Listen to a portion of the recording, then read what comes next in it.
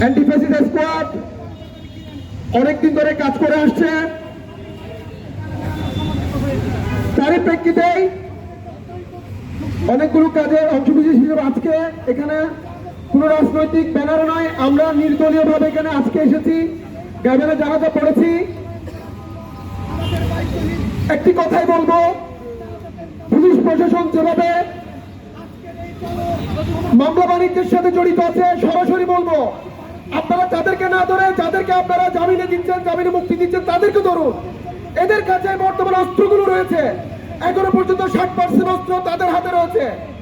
যেখানে লুঠো অস্ত্রগুলো উদ্ধার করতে পারেন না আপনারা, যেখানে আমার ভাই হাদি মৃত্যুর আগে বলেছিল তার জীবন সংশয় রয়েছে, তা সত্ত্বেও আমরা সেদিকে না তাকিয়ে আজকে যখন হাদি চলে গেল, আমরা সবাই এখন কথা বলছি। সে যখন বেঁচে ছিল তখন যদি আমরা এভাবে একত্রিত হয়ে ঐক্যবদ্ধ হয়ে কাজ করতাম, আজকে হয়তো হাদি ভাই আমাদের সাথে থাকতো।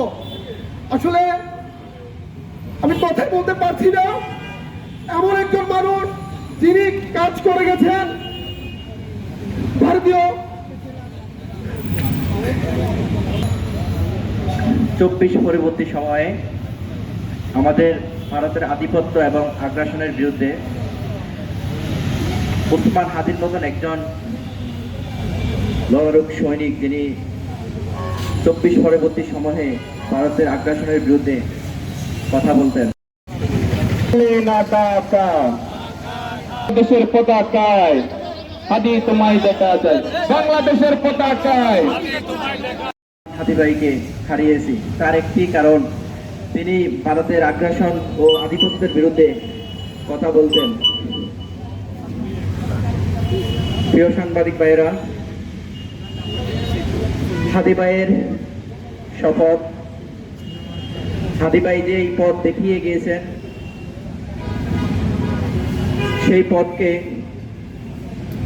আমরা যারা বেঁচে আছি, আমরা যারা হাদি হয়ে আছি, হাদির সেই পথকে আমরা রক্ষা করব যতদিন পর্যন্ত ভারতের আগ্রাসন ও আধিপত্য এবং ষড়যন্ত্র আমার দেশ থেকে মুক্ত।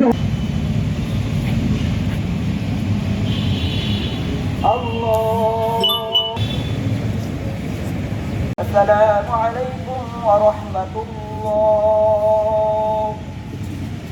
আসসালামু আলাইকুম ওয়া রাহমাতুল্লাহ।